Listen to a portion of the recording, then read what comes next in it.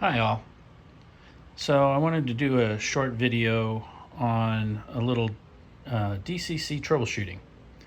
I have this Bachmann 10-wheeler, and it started out as a DC model but it was DCC ready, meaning all you had to do was drop in the decoder.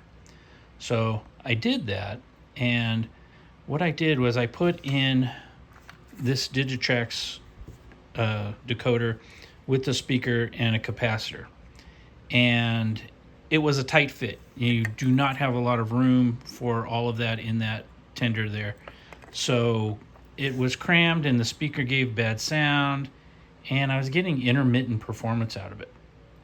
So I decided to finally take it apart, troubleshoot it, and what I discovered was that this wire harness, the black wire, came loose from one of these pins that go into the socket. I can probably solder that on there, but it's delicate work, and it's just as easy to buy a new harness.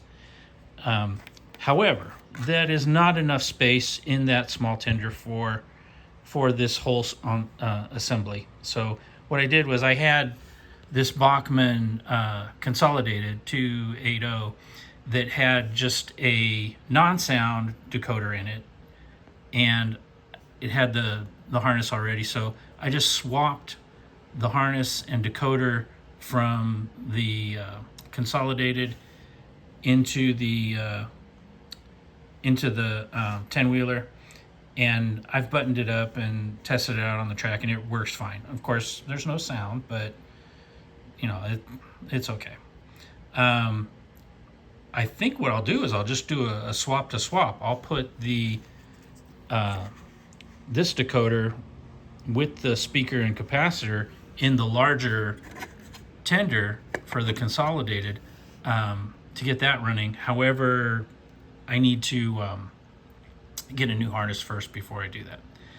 So anyways, a little troubleshooting, swapping out a known decoder that works for one that's been giving you troubles can help identify where the problem is.